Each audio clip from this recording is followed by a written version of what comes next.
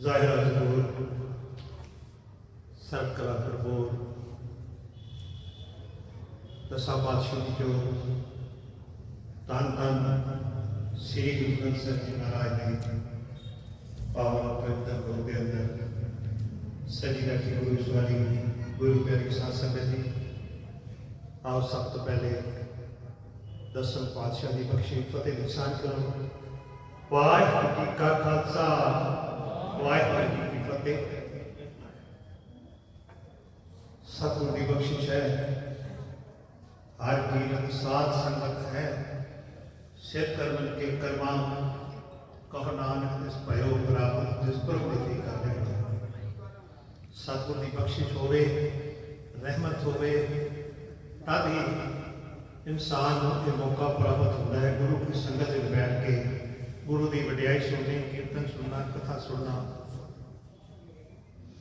वरना बिना भागा तो बिन भागा सत्संग ना लभै, फिर संगत मैल भरीके जियो। पातशाह का हुक्म भी है कि भागा तो बिना संगत प्राप्त नहीं होती। जो आप जी के सतगुरु ने रहमत की है, आज आप जी इस महान गुरु नौवें पातशाह जिन्होंने हिंदू धर्म की रक्षा वास्ते अपना सीस कुर्बान किया, उन्होंने नाल भाई मतीदास, भाई सतीदास, भाई दयाला जी, उन्होंने शहादत पहले प्राप्त कीतियां। उस तो बाद नौवें पातशाह ने शहादत दी। ये सारा साका आप भी इतिहास तो जानू हो, हर साल ही एक प्रोग्राम सब गुरुद्वारा विखे बढ़ चढ़ के कमेटियां वालों संगतां वालों बनाए जाते हैं। अज के इस समागम में कवि दरबार का उपराला जो दासरे ने प्रबंधक कमेटी को बेनती की, दास जनादी है उन्होंने जिन्होंने प्रोग्राम की प्रवानगी दे के अज का एक विशेष प्रोग्राम इतने रखने का उलीकिया। साध संगत कवि दरबारा की जो परंपरा है दसम पातशाह ने उजागर की। असी जानते हाँ गुरु नानक साहब पातशाह ने मरदाने को अपना मरदानिया रबाब छे पानी आई हूँ आपो बोलना जानता मैं कहा सब फरमाएगी हो। जो सतगुर ने बख्शिश की, जो परमात्मा ने बाणी रखी, एक कहाई गुरु नानक साहब के मुँह तो, एक कहाई गुरु अंगद साहब के मुँह तो, लेकिन ये बाणी थुर की बाणी आई तिन सगली चिंत मिटाई। बाणी का प्रवाह, कीर्तन कथा का प्रवाह पंजें पातशाह तक चलता रहा। इस तो बाद छेवें पातशाह गुरु हरगोबिंद साहब पातशाह ने ढाडियां की प्रथा शुरू की। ढाड कीर्तन राही पावन इतिहास को संगतां नाल जोड़न का अंत में दसम पातशाह का जो समा आया, आप जी ने महसूस किया और आप सतगुर बहुत बेमिसाल रचना के मालिक कवि सन। पौंटा साहब की धरती पर पातशाह ने 52 कवि रखे हुए सन अपने दरबार के, जिन्होंने पासों पातशाह समय समय आप बरतां सुनते, फिर उन्होंने आप सुनाते, जयकारे बजाते, संगतां नूं उत्साह देते। ये सारी वार्ता जो 10 गुरुओं तक आप जी जानते हो। उपरांत पातशाह ने जो ज्योति जोत समाए, 2 दिन पहले ही उन्होंने ज्योति जोत समागम से आप जी ने गुरु ग्रंथ साहब को गद्दी दे के सारे पंथ में बेनती की, सब सिखर को हुक्म है गुरु वाले बुलंद। आप जी का गुरु सिर्फ एक गुरु ग्रंथ साहब है, और किसी को नहीं है। तो ये जो पावन इतिहास है कवि दरबार का, ये पातशाह ने बख्शिश किया। 10वें पातशाह ने मैं एक बेनती करा, ਅਸੀਂ ਸਵੇਰੇ ਤੇ ਸ਼ਾਮ ਦੋਨੋਂ ਟਾਈਮ ਅਰਦਾਸ ਕਰਦੇ ਹਾਂ। ਅਰਦਾਸ ਵਿੱਚ ਸ਼ਬਦ ਆਉਂਦੇ ਨੇ, ਜਿਨ੍ਹਾਂ ਨੇ ਧਰਮ ਇਹ ਚੀਜ਼ ਦਿੱਤੇ, ਬੰਦ ਕਟਾਏ, ਖੋਪਰੀਆਂ ਨਹਾਈਆਂ, ਚਰਪੀਆਂ ਤੇ ਚਰੇ, ਤਨ ਆਤਮਿਆਂ ਨਾਲ ਚੀਰੇ ਗਏ, ਉਬਲਦੀ ਦੇਗਾਂ ਵਿੱਚ ਉਬਾਲੇ ਗਏ, ਤੇਰੇ ਬਾਣੇ ਨੂੰ ਮਿੱਠਾ ਕਰਕੇ ਮੰਨਿਆ, ਸਿੱਖੀ ਸਿਦਕ ਨਹੀਂ ਹਾਰਿਆ। अगर इस इतिहास का सानू आप ही पता नहीं होगा, असीं अपने बच्चों को किस तरह दसांगे। मैं इतनी गल बड़े विश्वास नाल गुरु की हजूरी कह सकता हाँ कि 70% 75% आज की बेटे माता पिता ऐसे भी होंगे जो छोटे बच्चों को आप ही इतिहास नहीं दस सकते, क्योंकि उन्होंने आप ही नहीं पता धर्म इस चीज से किने दिते, बंद किने खटाए, खोपड़ियां किसने लुहाइया, धर्म की खातर किने जान मारी।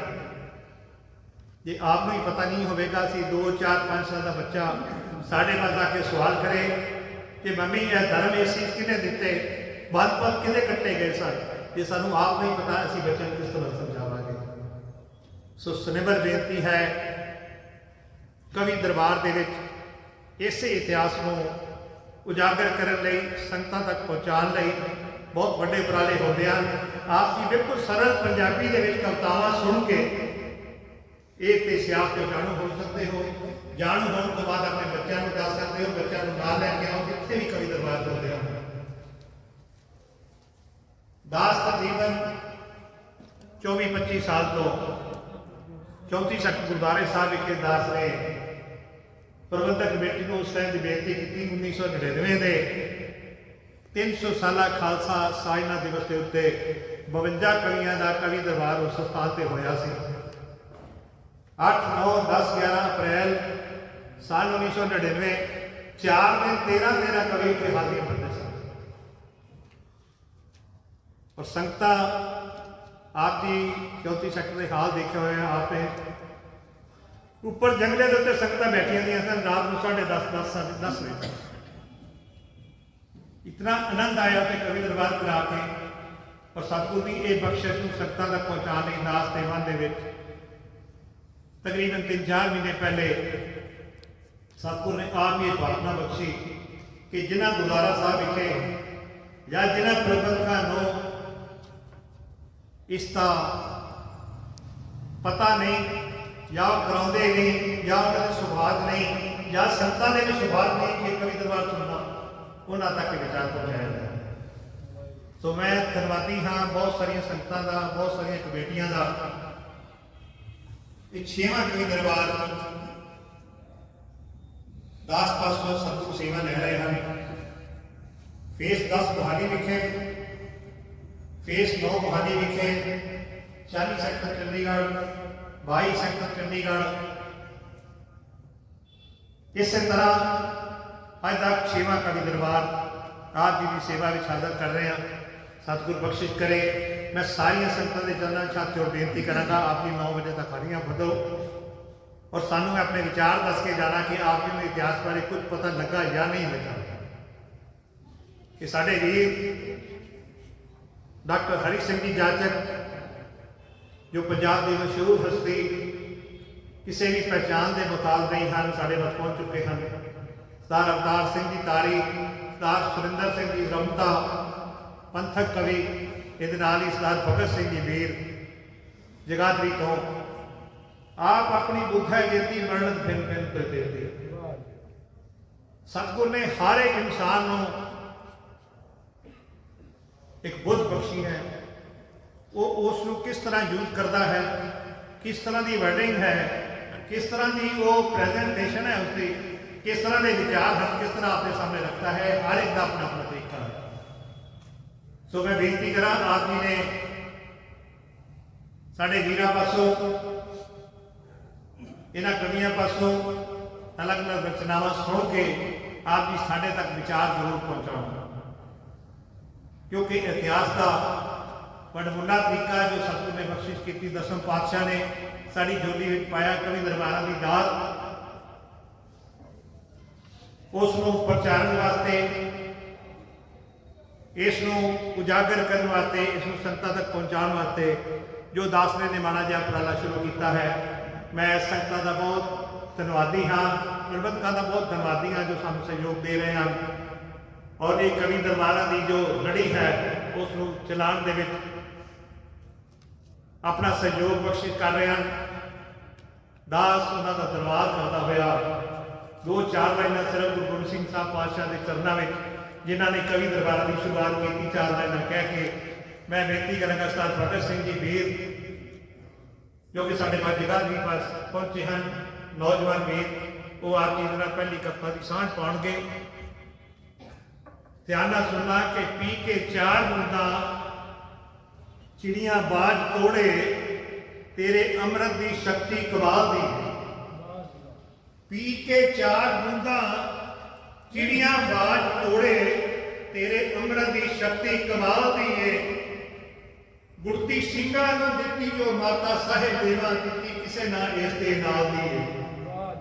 गुरती ਸਿੰਘਾਂ ਨੂੰ ਦਿੱਤੀ जो बात सेव कौर जी ने ਦਿੱਤੀ ਕਿਸੇ ना इस दे नाल दी है।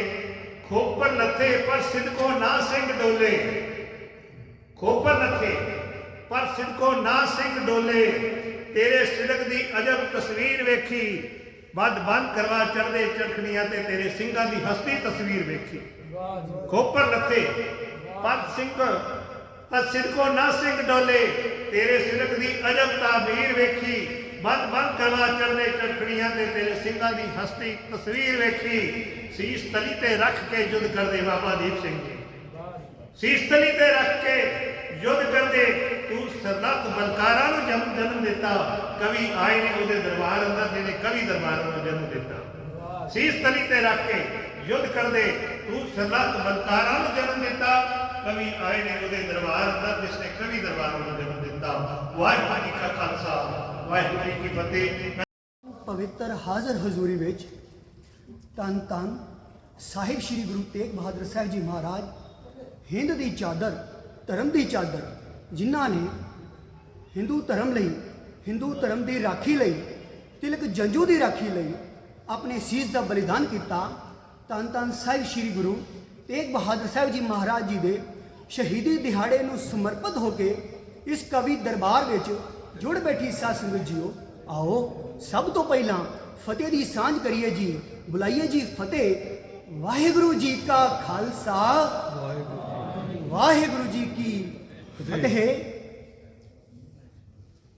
एक शेर मैं आप जी के नाल साझा कर रहा हाँ अपने कवि वीरां दे मुतल्लक कि शहीदां दी पवित्र याद विच जुड़ बैठी साध संगत जी, शहीदां दी पवित्र याद विच जुड़ बैठी साध संगत जी, शहादत के नशीले जाम नूं कायर नहीं पींदी। शहीदां दी पवित्र याद विच जुड़ बैठी साध संगत जी, शहादत के नशीले जाम नूं कायर नहीं पींदे। इनू तारू सिंह पींदा है जां भगत सिंह पींदा है, इनू पींदे ने उदम सिंह जे सूरे कदे डायर नहीं पींदे। कि हमेशा जामे गैरत नूं हमेशा हमेशा जामे गैरत नूं नूरानी हंस पींदे ने। अणख तो बेखबर कावां जे तायर नहीं पींदे। और उदों तीकर कौम दे एहसास विच क्रांति नहीं आउंदी जदों तीकर सजदी मैनूं अणखीले शायर नहीं पींदे। बड़े सोनिया बहुत बहुत धन्यवाद मेरे बहुत सत्कारयोग साडे वीर सरदार अमरजीत सिंह जी जिन्हों ने एक कवि दरबार परंपरा को आगाह तोड़दियां एक महान उपराला सिरजिया है। और अज ये बड़े मान की गल है कि उस उपराले के सदका अज ये महान पंथक कवि दरबार 6वें पड़ाव पर आया है। तो मैं सब तो पहला अपने अमरजीत सिंह जी को इसकी मुबारकबाद दिंदा हाँ कि इस तरह ही ये महान उपराला ये करते रहन और कवियों इस तरह ही चढ़दियां कलां विच ये पेश करते रहन। एक दो चुमिसरे आप जी के नाल मैं साझे करके कविता आप जी के नाल साझी करांगा। ते मेरी जो कविता है धन गुरु तेग बहादुर साहब जी महाराज के सुनी पुकार 9वें दाता, ये कविता मैं आप जी के नाल साझी करनी है कि जज्बा अणख दा होवे जे कौम अंदर, ਕਿ ਜਜ਼ਬਾ ਅਣਖ ਦਾ ਹੋਵੇ ਜੇ ਕੌਮ ਅੰਦਰ ਤਾਂ ਹੀ ਵੈਰੀ ਨੂੰ ਅਮਨ ਪਸੰਦ ਆਉਂਦਾ ਹੈ। ਕਿ ਜਜ਼ਬਾ ਅਣਖ ਦਾ ਹੋਵੇ ਜੇ ਕੌਮ ਅੰਦਰ ਤਾਂ ਹੀ ਵੈਰੀ ਨੂੰ ਅਮਨ ਪਸੰਦ ਆਉਂਦਾ ਹੈ। ਹੁੰਦੇ ਕੌਮਾਂ ਦੇ ਥੰਮ ਸਿਰ ਤਾਜ ਸੂਰੇ ਫੜਨਾ ਜਿਨ੍ਹਾਂ ਨੂੰ ਤੀਰ ਤੂੰ ਫੰਗ ਆਉਂਦਾ ਹੈ। ਕਹਿੰਦੇ ਦੇਂਦੇ ਜੇਕਰ ਸ਼ਹਾਦਤ ਨਾ ਨੌਵੇਂ ਗੁਰੂ, ਕਿ ਦੇਂਦੇ ਜੇ ਨਾ ਸ਼ਹਾਦਤ ਨੌਵੇਂ ਗੁਰੂ ਸਿੱਖ ਕੌਮ ਨਾ ਇੰਨੀ ਬਲਵਾਨ ਹੁੰਦੀ। ਹੁੰਦੇ ਬੁਜ਼ਦਿਲ ਕਾਇਰ ਡਰਪੋਕ ਸਾਰੇ ਰਹਿੰਦੇ ਜੰਜੂ ਨਾ ਤਿਲਕ ਨਿਸ਼ਾਨ ਹੁੰਦੀ। ਤੇ ਵਾਰ ਦਿੱਤਾ ਸਰਬੰਸ ਦਸ਼ਮੇਸ਼ ਜੀ ਨੇ। ਇਸ ਕਵੀ ਦਰਬਾਰ ਦਾ ਆਗਾਜ਼ ਕਰਦੇ ਹਾਂ। ਮੇਰੇ ਬਹੁਤ ਸਤਿਕਾਰਯੋਗ ਵੀਰ ਸਰਦਾਰ ਅਮਰਜੀਤ ਸਿੰਘ ਜੀ ਨੇ ਗੁਰੂ ਗੋਬਿੰਦ ਸਿੰਘ ਮਹਾਰਾਜ ਜੀ ਤੋਂ ਗੱਲ ਸ਼ੁਰੂ ਕੀਤੀ ਸੀ ਕਵੀ ਦਰਬਾਰ ਦੀ, ਤੇ ਇੱਕ ਬੰਦ ਹੋਰ ਕਹਿ ਰਿਹਾ ਹਾਂ ਕਿ ਵਾਰ ਦਿੱਤਾ ਸਰਬੰਸ ਦਸ਼ਮੇਸ਼ ਜੀ ਨੇ ਕਿ ਦੇ ਕੇ ਕੁਰਬਾਨੀ ਹੈ ਕੌਮ ਜਵਾਨ ਹੁੰਦੀ। ਤਾਰੂ ਸਿੰਘ ਲਹੁੰਦਾ ਨਾ ਖੋਪਰੀ ਜੇ ਸ਼ਾਇਦ ਸਿੱਖਾਂ ਦੀ ਇਹ ਨਾ ਸ਼ਾਨ ਹੁੰਦੀ। ਪਿਛਲੇ ਸਿੱਖ ਇਤਿਹਾਸ ਫਰੋਲੀਏ ਜੇ ਅੱਖਾਂ ਸਾਹਮਣੇ ਖੂਨੀ ਪਰ ਸੰਗ ਆਉਂਦਾ। ਮਤੀ ਦਾਸ ਨੇ ਤੰਜੀਰਵਾ ਦੱਸਿਆ ਸ਼ਹਾਦਤ ਬਾਅਦ ਜਮਾਨੇ ਤੇ ਰੰਗ ਆਉਂਦਾ। ਨਾਨਕ ਜੋਤ ਨਾ ਆਉਂਦੀ ਜੇ ਧਾਰ ਜਾਮੇ, ਧਰਮ ਕਰਮ ਨਾ ਉੱਚ ਕਿਰਦਾਰ ਹੁੰਦਾ। ਰੁਲਦੀ ਮਾਨਵਤਾ ਕੋਈ ਸਤਕਾਰ ਦਾ ਨਾ ਹੀ ਦਿਲਾਂ ਵਿੱਚ ਪ੍ਰੇਮ ਪਿਆਰ ਹੁੰਦਾ। ਕਹਿੰਦੇ ਮੰਦਰ ਸ਼ਿਵਾਲੇ ਨਾ ਨਜ਼ਰ ਆਉਂਦੇ, ਕਹਿੰਦੇ ਮੰਦਰ ਸ਼ਿਵਾਲੇ ਨਾ ਨਜ਼ਰ ਆਉਂਦੇ। ਬੰਦ ਠਾਕਰ ਦੁਆਰੇ ਦਾ ਬਾਰ ਹੁੰਦਾ। ਹਿੰਦ ਧਰਮ ਦੀ ਬੇੜੀ ਹੀ ਡੁੱਬ ਜਾਂਦੀ। ਨਵੇਂ ਦਾ ਤਾਰ ਜੇ ਨਾ ਪਤਵਾਰ ਹੁੰਦਾ। ਔਰੰਗ ਜ਼ੇਬ ਜ਼ੁਲਮ ਤੋਂ ਕਦੇ ਨਾ ਬਾਹਰ ਆਉਂਦਾ। ਸਾਧ ਸੰਗਤ ਜੀ, ਔਰੰਗਜ਼ੇਬ ਜ਼ੁਲਮ ਤੋਂ ਕਦੇ ਨਾ ਬਾਹਰ ਆਉਂਦਾ। ਤਿਲਕ ਜੰਜੂ ਨਾ ਹਿੰਦ ਸਤਕਾਰ ਹੁੰਦਾ। ਕਸ਼ਮੀਰੀ ਪੰਡਤਾਂ ਦੀ ਬਾਤ ਕਿੰਨੇ ਵੜਨੀ ਸੀ। ਗੁਰੂ ਤੇਗ ਬਹਾਦਰ ਚੇਨਾ ਅਵਤਾਰ ਹੁੰਦਾ। ਸਾਧ ਸੰਗਤ ਜੀ, ਆਪ ਜੀ ਦੇ ਸਨਮੁਖ, ਆਪ ਜੀ ਦੇ ਰੂਬਰੂ ਆਪਣੀ ਕਵਿਤਾ ਪੇਸ਼ੇ ਖਿਦਮਤ ਕਰ ਰਹੇ ਹਾਂ। ਕਵਿਤਾ ਸੁਣੀ ਪੁਕਾਰ ਨੌਵੇਂ ਦਾਤਾ ਰਮਤਾ ਜੀ। क्या बात ਸੀ ਸਾਹਿਬ ਕਿ ਕਹਿਰ ਵਰਤਿਆ ਹਿੰਦ ਦੇ ਹਿੰਦੂਆਂ ਤੇ। ਕਹਿਰ ਵਰਤਿਆ ਹਿੰਦ ਦੇ ਹਿੰਦੂਆਂ ਤੇ। ਤੇਗ ਸ਼ਰਾ ਵਾਲੀ ਬਿਜਲੀ ਕੜਕਦੀ ਸੀ। हाय हाय ਕਿ ਕਹਿਰ ਵਰਤਿਆ ਹਿੰਦ ਦੇ ਹਿੰਦੂਆਂ ਤੇ। ਤੇਗ ਸ਼ਰਾ ਵਾਲੀ ਬਿਜਲੀ ਕੜਕਦੀ ਸੀ। ਬਾਦਸ਼ਾਹ ਹੈ ਸੀ ਹਿੰਦੁਸਤਾਨ ਦਾ ਜੋ। ਤਿਲਕ ਬੋਦੀ ਉਸ ਦੇ ਅੱਖਾਂ 'ਚ ਰੜਕਦੀ ਸੀ। ਸਹਿਮ ਦੇ ਨਿਮਾਣਿਆਂ ਦੇ ਵਾਂਗ ਹਿੰਦੂ ਤੇਗ ਜਿਨ੍ਹਾਂ ਦੇ ਸਿਰ ਤੇ ਲਟਕਦੀ ਸੀ। ਸਾੜਨ ਵਾਸਤੇ ਹਿੰਦ ਤੇ ਹਿੰਦੂਆਂ ਨੂੰ ਅੱਗ ਸ਼ਰਾ ਵਾਲੀ ਪਈ ਭੜਕਦੀ ਸੀ। ਕਿ ਹੋਣੀ ਵਰਤੀ ਕਸ਼ਮੀਰ ਦੇ ਪੰਡਤਾਂ ਤੇ। ਸਾਧ ਸੰਗਤ ਜੀ, ਇਤਿਹਾਸ ਗਵਾਹ ਹੈ। ਅਸੀਂ ਇਤਿਹਾਸ ਤੋਂ ਮੁਨਕਰ ਨਹੀਂ ਹੋ ਸਕਦੇ। ਫੈਕਟ ਹੈ, ਹਿਸਟੋਰੀਕਲ ਫੈਕਟ ਹੈ, ਸੱਚਾਈ ਹੈ ਕਿ ਹੋਣੀ ਵਰਤੀ ਕਸ਼ਮੀਰ ਦੇ ਪੰਡਤਾਂ ਤੇ। ਸਾਰੇ ਵਤਨ ਦੀ ਆਤਮਾ ਸੀ ਰੋਣ ਲੱਗੀ। ਹੋਲੀ ਖੂਨ ਦੀ ਸਾਰੇ ਕਸ਼ਮੀਰ ਅੰਦਰ ਅੱਠੇ ਪਹਿਰ ਕਹਿਰ ਮਚਾਉਣ ਲੱਗੀ। ਦੁੱਧ ਮੱਖਣਾ ਪਾਲੇ ਪੁੱਤਰਾਂ ਦੀ, ਦੁੱਧ ਮੱਖਣਾ ਪਾਲੇ ਪੁੱਤਰਾਂ ਦੀ। ਰਤ ਬੱਕਰਿਆਂ ਦੇ ਵਾਂਗ ਸੀ ਓਏ ਚੋਣ ਲੱਗੀ। ਉਹ ਕਸ਼ਮੀਰ ਦੀ ਧਰਤੀ ਸਵਰਗ ਵਰਗੀ। ਲੱਥ ਪੱਥ ਸੀ ਖੂਨ ਵਿੱਚ ਹੋਣ ਲੱਗੀ। ਕਿ ਤੇਗਾਂ ਨਾਲ ਪੜਦੇ ਪਾੜੇ ਜ਼ਾਲਮਾਂ ਨੇ। ਪੜਤੇ ਪਾੜੇ ਤੇਗਾਂ ਦੇ ਨਾਲ, ਤੇਗਾਂ ਦੇ ਨਾਲ ਪੜਤੇ ਪਾੜੇ ਜ਼ਾਲਮਾਂ ਨੇ। ਸੜੇ ਕਰਮ ਕਸ਼ਮੀਰ ਨਾ ਰਾਣੀਆਂ ਦੇ। ਸੁੱਤੇ ਸਦਾ ਲਈ ਮੌਤ ਦੀ ਗੋਦ ਅੰਦਰ। ਨਿੰਗਰ ਹਿੰਦੂ ਧੀਆਂ ਤਿਹਾਣੀਆਂ ਦੇ। ਤੇ ਜਦੋਂ ਹਿੰਦੂਆਂ ਦੇ ਲਹੂ ਦੇ ਨਾਲ ਲਿਬੜੇ, ਜਦੋਂ ਹਿੰਦੂਆਂ ਦੇ ਲਹੂ ਦੇ ਨਾਲ ਲਿਬੜੇ। ਕੰਡੇ ਪੰਜਾਂ ਦਰਿਆਵਾਂ ਪਾਣੀਆਂ ਦੇ। ਸੁੰਦਰ ਸਾਲੂ ਸੁਹਾਗਾਂ ਦੇ ਹੋਏ ਲੀਰਾਂ। ਪਰੀਆਂ ਵਰਗੀਆਂ ਸੁੰਦਰ ਸੁਹਾਣੀਆਂ ਦੇ। ਤੇ ਰਤ ਡੋਲ ਕੇ ਜਦੋਂ ਪੁਜਾਰੀਆਂ ਨੇ, ਰਤ ਰਤ ਡੋਲ ਕੇ ਜਦੋਂ ਪੁਜਾਰੀਆਂ ਦੀ ਤਿਲਕ ਠਾਕਰਾਂ ਨੂੰ ਪਾਪੀ ਲਾਉਣ ਲੱਗੇ, ਪਤ ਵੇਖ ਕੇ ਧੀਆਂ ਦੀ ਲੁੱਟਦੀ ਨੂੰ ਵਾਂਗ ਕੂੰਜਾਂ ਹਿੰਦੂ ਕਰਲਾਉਣ ਲੱਗੇ। ਕਿ ਸਣੇ ਤਰਤ ਕਸ਼ਮੀਰੀ ਪੰਡਤਾਂ ਦੇ ਜਦੋਂ ਰਹਿਮ ਕਰਲਾ ਉੱਠੀ, ਹਿੰਦੂ ਹਿੰਦ ਦੇ ਮੰਦਰੀ ਸ਼ੰਖ ਵਿੱਚੋਂ ਪਰੀ ਦਰਦ ਦੀ ਇੱਕ ਸਦਾ ਉੱਠੀ। ਜੋਤ ਹੈ ਇਹ ਪਾਤਸ਼ਾਹ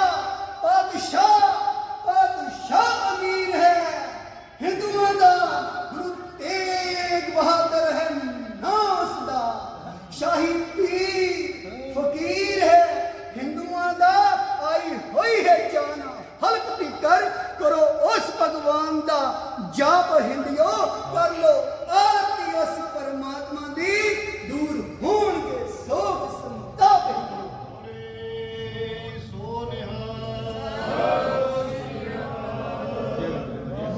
ਬਹੁਤ ਧੰਨਵਾਦ ਕਿ ਜਦੋਂ ਸੁਣੀ ਇਹ ਗੱਲ ਪੰਡਤਾਂ ਨੇ ਪੰਡਤਾਂ ਨੇ ਹੋ ਗਏ ਤਿਆਰ ਆਨੰਦਪੁਰ ਤਾਈਂ, ਇਉਂ ਲੱਗੇ ਜਿਵੇਂ ਤੁਰੀ ਜਾਂਦਾ ਸਾਰੇ ਦਾ ਸਾਰਾ ਸੰਸਾਰ ਆਨੰਦਪੁਰ ਤਾਈਂ। ਧਰਮ ਤੋਂ ਵਾਰ ਗਏ ਨੌਵੇਂ ਦਾ ਤਾਰ ਦਿੱਲੀ, ਓਏ ਆਪਣੀ ਚਰਬੀ ਦਾ ਦੀਵਾ ਬਾਲ ਕੇ ਵੀਰ ਹਿੰਦੂ ਧਰਮ ਸਵਾਰ ਗਏ ਨੌਵੇਂ ਦਾ ਤਾਰ ਦਿੱਲੀ। कि सूरा है वरियाम है ओही, खालसा जी सूरा है वरियाम है ओही, जो धर्म की खातर लड़ता है, धर्म की क्षमा के बेखौफ हो जेड़ा वांग पतंगियां सड़ता है। तन गुरु प्यारे एवें ही नहीं संसार पे सिजदे करदा, वरना कौन किसी दे धर्म लई वीर सीस अपना पेट प्या करदा, वरना कौन किसी दे धर्म लई वीर सीस अपना पेट प्या करदा, सीस अपना पेट प्या करदा। इतनी सेवा प्रवान करनी साध संगत जी, बुलानी जी फतेह। वाहिगुरु जी का खालसा,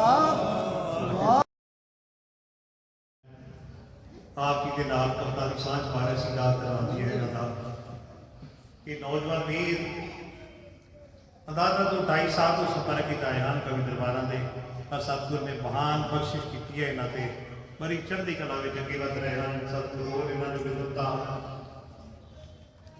कविता लिखण की शक्ति, पेश करने की शक्ति सतगुरु अपने को ज्ञान के भंडारे विचों आप जी को वध तो वध बख्शा करन साडी यह हमेशा उसका अरदास है। मैं 2 लाइन आप दे नाल सांझी करा जो कि आप इतना सांझा कर रहे सोचते विशेष कि गुरु अपना आप कुर्बान करके हिंदू धर्म बचाने की गल सोची। गुरु अपना आप कुर्बान करके हिंदू धर्म बचाने की गल सोची, औरंगजेब के जबरदस्त युद्ध कहते बोलो सबक सिखाने की गल सोची। औरंगजेब ने जबरदस्त युद्ध कहते बोलो सबक सिखाने की गल सोची। बेनती करा जयकारे ते गुलारे एक कवि दरबार की गान होते हैं, जिथे भी कोई लाइन किसी कवि की बोलने वाले की आप जी को बुलारा देवे, अंदर कोई आनंदित हो जाए, अंदर की भावना दसे के खालसे ने ऐसे कर्तव्य के पावन इतिहास साडा इतिहास है। कितनी खुशी होती है कि साडा इतिहास है, किसी के पास ऐसा इतिहास नहीं था। तो परमात्मा ने किसी को भी ऐसा इतिहास नहीं बख्शा जो उसे कौम को बख्शा है। एक अटल सच्चाई है, मैं गुरु की हजूरी में कह रहा है। जो गुरु नानक साहब को 20 रुपये मैं कई बार सोचता ਜਿਹੜੇ 20 ਰੁਪਏ ਪਿਤਾ ਕਾਲੂ ਨੇ ਦਿੱਤੇ ਸਨ ਸੱਚਾ ਸੌਦਾ ਕਰਨ ਵਾਸਤੇ, ਕਿਸੇ ਵੀ ਗੁਰੂ ਦੇ ਬਾਪ ਨੇ ਐਸੇ 20 ਰੁਪਏ ਅੱਜ ਤੱਕ ਨਹੀਂ ਦਿੱਤੇ। ਆਪ ਸਾਰਾ ਇਤਿਹਾਸ ਬੋਲ ਕੇ ਦੇਖੋ, ਉਹ 20 ਰੁਪਏ ਦਾ ਲੰਗਰ ਸਾਰਾ ਸਿੱਖ ਜਗਤ ਦੱਸਦਾ ਕਿ ਉਹਦੀ ਵਿਆਜ ਹੀ ਲੱਗਦੀ ਹੈ 20 ਰੁਪਏ ਉੱਤੇ ਦੇ ਉੱਤੇ ਪਏਗਾ। तो किन्ने 100 साल हो गए ना दादा ਕਿਸੇ ਪਾਸੇ ਦਾ ਇਤਿਹਾਸ ਨਹੀਂ ਹੈ ਤੇ ਕਿਸੇ ਗੁਰੂ ਦੇ ਬਾਪ ਨੇ ਅਸੀਂ 20 ਰੁਪਏ ਨਹੀਂ ਦਿੱਤੇ। ਦੋ ਚੀਜ਼ਾਂ ਸਾਡੇ ਇਤਿਹਾਸ ਦੀ ਸਭ ਤੋਂ ਵੱਡੀ ਦੇਣ ਹੈ, ਪ੍ਰਮਾਤਮਾ ਦੀ ਬਖਸ਼ਿਸ਼ ਹੈ। ਸੋ ਧਿਆਨ ਨਾਲ ਸੁਣਾ ਕਿ ਔਰੰਗਜ਼ੇਬ ਦੇ ਜ਼ਬਰਦਸਤ ਜੂਝ ਖੇਤੇ ਉਸ ਨੂੰ ਸਬਕ ਸਿਖਾਉਣ ਦੀ ਗੱਲ ਸੋਚੀ। ਬਾਜੀ ਆਪਣੀ ਜਾਨ ਦੀ ਰਾਹ ਕਰਤੇ ਜ਼ੁਲਮਾਂ ਤਾਈਂ ਮਿਟਾਉਣ ਦੀ ਗੱਲ ਸੋਚੀ। ਉਸ ਜਿਹਨੇ ਉਡਾਏ ਸੀ ਹਿੰਦੂਆਂ ਦੇ ਉਹਦੇ ਹੋਸ਼ ਉਡਾਉਣ ਦੀ ਗੱਲ ਸੋਚੀ। ਅੱਛਾ ਮਿਲ ਗਏ ਹੋਸ਼ ਬਾਜੀ ਆਪਣੀ ਜਾਨ ਦੀ ਰਾਹ ਕਰਤੇ ਜ਼ੁਲਮਾਂ ਤਾਈਂ ਮਿਟਾਉਣ ਦੀ ਗੱਲ ਸੋਚੀ। ਹੋਸ਼ ਜਿਹਨੇ ਉਡਾਏ ਸੀ ਹਿੰਦੂਆਂ ਦੇ ਉਹਦੇ ਹੋਸ਼ ਉਡਾਉਣ ਦੀ ਗੱਲ ਸੋਚੀ। ਚੀਜ਼ ਆਪਣਾ ਵਾਰ ਕੇ ਗੁਰੂ ਸਾਹਿਬ खुद का नाच दे गई मिसाल बन गए। हिंदुस्तान की नाच बचा के थे चादर शीशी की सारे कमाल बन गए। चादर शीशी की सारे कमाल बन गए। बोले सोनिहाल सत श्री अकाल। बहुत बहुत धन्यवाद भक्त कवि दास सुरिंदर सिंह जी रमता एक महान शख्सियत हैं। पिछले 30 साल तो दादा मैं सुनता आ गया। सानू बख्शिश करे चढ़िया गल्लां बख्शे। आओ मैं बेनती करांगा दास सुरिंदर सिंह जी रमता आप दे सन्मुख अपनी कविता लैके हाजिर होण। वाहिगुरू जी का खालसा वाहिगुरू।